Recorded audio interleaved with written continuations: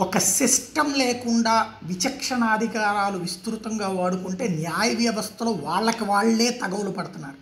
దీంతో చివరికి సుప్రీంకోర్టు తమ న్యాయమూర్తుల తగవులు తీర్చాల్సిన పరిస్థితి వచ్చింది. తాజా కలకత్తా హైకోర్టులో బెంచ్ల మధ్య వివాదం మీద సుప్రీంకోర్టు మేము చూసుకుంటాం మాకు వదిలేయమని చెప్పింది.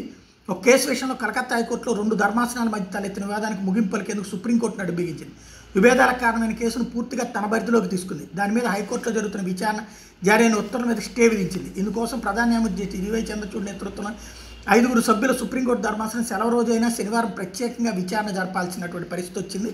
పశ్చిమ బెంగాల్లో ఎంబీబీఎస్ ప్రవేశాల కోసం జారీ అయిన కుల ధృవీకరణ పత్రాల అవకతవకలు జరిగినట్లు ఆరోపణలు వచ్చి దీని మీద దాఖలైన ఒక పిటిషన్ జస్టిస్ అభిజిత్ గంగోపాధ్యాయ ఏకసభ్య ధర్మాసనం బుధవారం విచారించింది.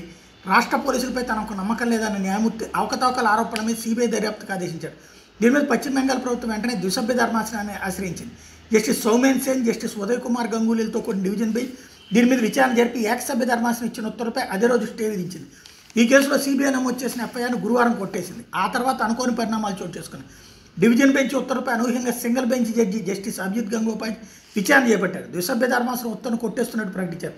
దర్యాప్తు చేపట్టాలని సిబిఐని ఆదేశించారు. తన తీర్పు కాపీ వెలువడకుండానే ఆశీలు మెమో లేకుండానే ద్విసభ్య ధర్మాసనం స్టే ఎలా విధించిందని అడ్వకేట్ జనరల్ ప్రశ్నించారు.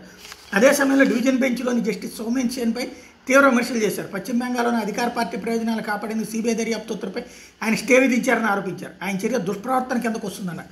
జస్టిస్ సౌమేన్ సేన్ ఒడిశా హైకోర్టుకు బదిలీ చేయాలని సుప్రీంకోర్టు కొలీజియం 2021 సెప్టెంబర్ 16న సిఫార్సు చేసింది. దాన్ని ధిక్కరిస్తూ 2 ఏళ్లుగా ఆయన కలకత్తా హైకోర్టులో న్యాయమూర్తిగా ఎలా కొనసాగుతున్నారు, ఆయన వెనక ఎవరున్నారని తీవ్ర వ్యాఖ్యలు చేశారు.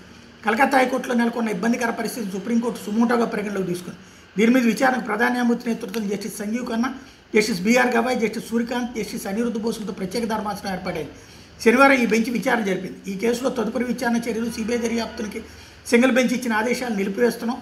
పశ్చిమ బెంగాల్ ప్రభుత్వానికి హైకోర్టు పిటిషన్ దారికి నోటీసులు జారీ చేస్తున్నాం. తదుపరి విచారణ సోమవారం చేపడతామని ధర్మాసనం పేర్కొంది. జస్టిస్ గంగోపాధ్యాయ ఉత్తర్వుపై విడిగా స్పెషల్ లీవ్ పిటిషన్ దాఖలు చేసేందుకు పశ్చిమ బెంగాల్ ప్రభుత్వానికి అనుమతి ఇచ్చింది. ఆసీల్ మెమో లేకుండానే సింగిల్ బెంచ్ ఉత్తర్వుపై డివిజన్ బెంచ్ స్టే విధించిందని సిబిఐ తరపున వాదనలు వినిపించిన సొలిసిటర్ జనరల్ తుషార్ మెహతా తెలియజేశారు. దీనిపై ఒక నోట్ దాఖలు చేసేందుకు అనుమతించాలని సర్వోన్నత న్యాయస్థానాన్ని అభ్యర్థించారు. సోమవారం దీన్ని పరిశీలిస్తాం. ఇప్పుడు ఈ అంశాన్ని మా పరిధిలోకి తీసుకున్నామని ధర్మాసనం స్పష్టం చేసింది.